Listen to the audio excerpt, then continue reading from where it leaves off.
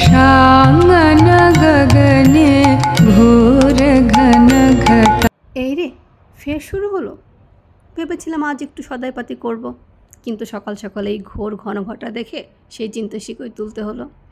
এদিকে ঘরের সব রসদ গেছে ফুরিয়ে। কি করা যায়? এই যে আমার আজকের হিরো। কালকে অফিস থেকে আসার সময় এই রেডিমিক্স খিচুড়ি মশলাটা নিয়ে এসেছিলাম। আজকে সেটাই ট্রাই করব।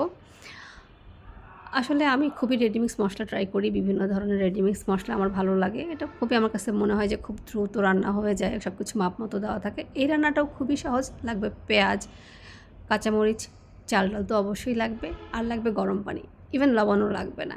এই যে সব কিছু মশলাপাতি দিয়ে চালটা বেশ ভাজতে ভাজতে এর মধ্যে ঢেলে দেবেন গরম পানি, তারপর ঢাকা চাপা দিয়ে আমার মতো যেতে হবে ছবি তুলতে। ভদ্রলোকের আজকে পরীক্ষা ছিল।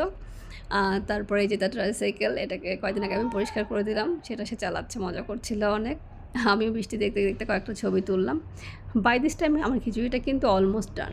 আসলে এটা খুবই সহজ একটা রান্না, খুবই অল্প সময় লাগে।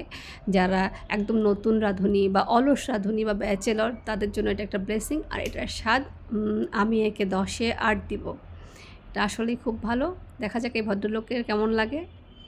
ইয়েস, তারও খুব ভালো লেগেছে। টাটা।